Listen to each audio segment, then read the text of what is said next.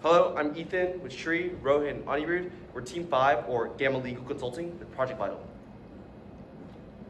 So, for the executive summary, the current problem is that there are a lot of counterfeit microelectronics in the government defense system, as well as consumer supplies, which infringes on things like energy commitments, as well as agriculture, which causes a bunch of unsustainability and climate issues.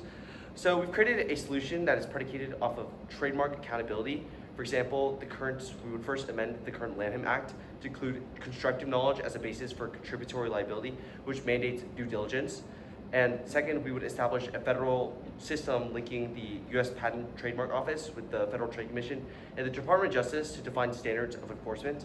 And we plan to have a 50% reduction in counterfeit chips on e-commerce sites, as well as other general sites. Right now, counterfeit microelectronics are entering the government and defense supply chain, posing a massive threat to national security and public safety. The problem lies within our current trademark law, more specifically the Lanham Act, which only penalizes companies that knowingly sold counterfeit microelectronics and components such as AI chips, making it easy for online sellers and intermediaries to claim ignorance. Without a specific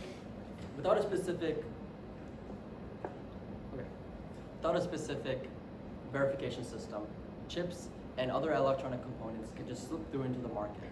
A prime example of this happening was in 2012 in a Senate report. Over 1 million electronic components were implemented within over 1,800 military systems, further reflecting how dire this issue is.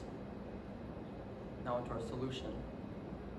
Given these risks, it's clear that our current law is not cut out.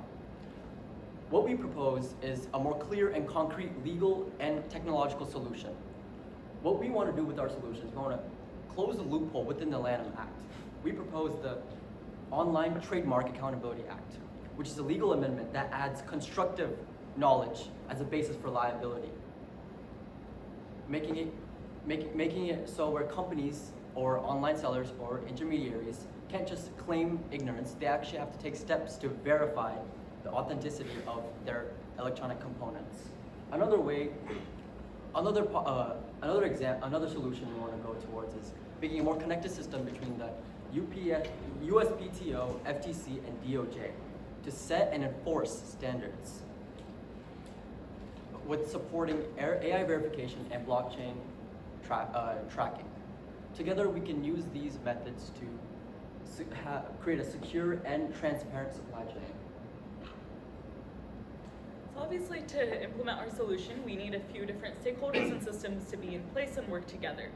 The first of those is the Federal Trade Commission, who would be defining, enforcing, and auditing our compliance standards.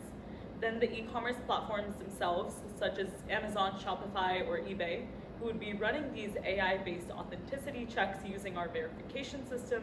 Then the brand owners, who would be in charge of providing their product data to our detection systems, so we know what to look for in our verification.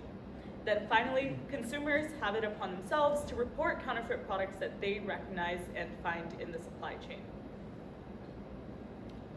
Our progress is going to be tracked by a few key components. First, the passage of our Online Trademark Accountability Act, which is our change to the Lanham Act that's currently in place.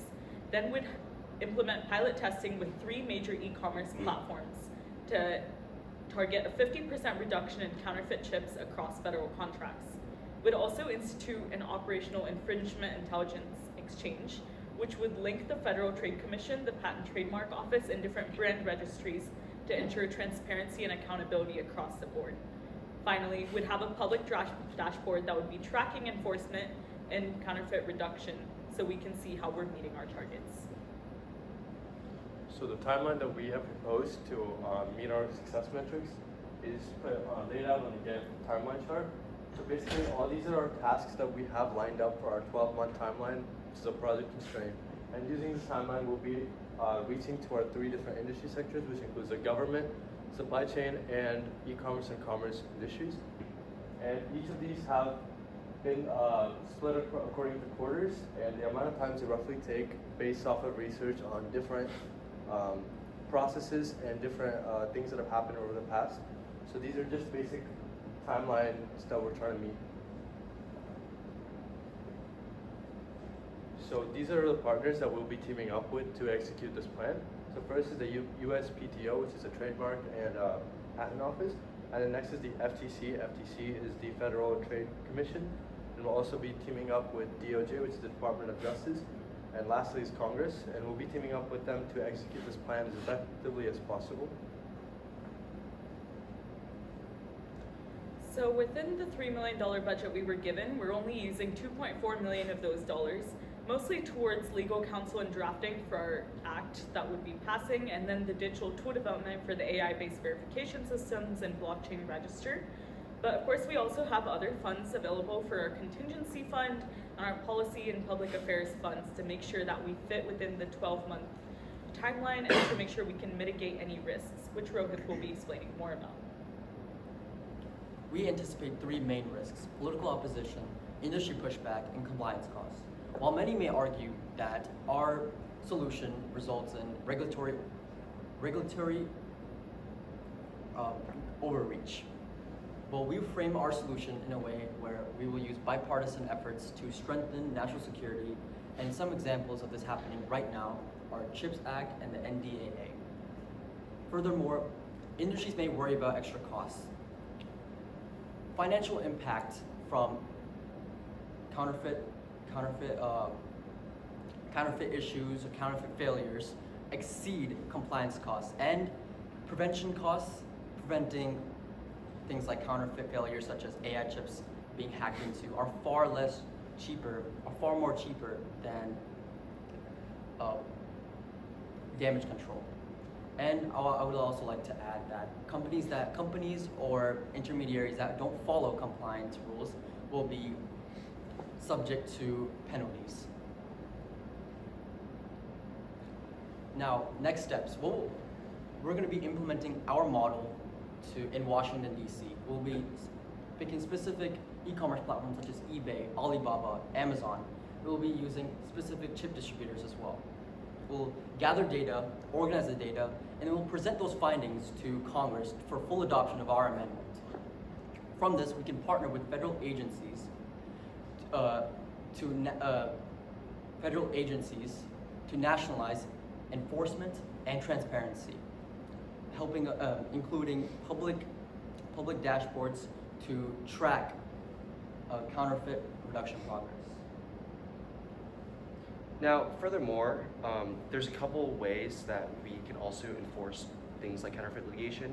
One of them is strengthening trademark enforcement through constructive knowledge liability, which is not mostly on the e-commerce stores who have counterfeits and doing it knowingly, but also to prevent things like larger companies suing stores and suing companies for not knowing there are counterfeits.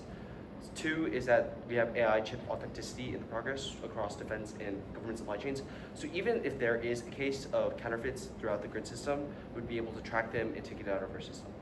Three is providing long-term resilience against counterfeit infiltration. This is through government supplies, through the Patent Trade Office, which relates and sets standards on what is considered legal under trademark law, which prevents large amount of unknowing infringement, as well as keeping aligned what values trademark offices should hold and what e-commerce should abide by. And so we're excited. Thank you guys so much for this coverage.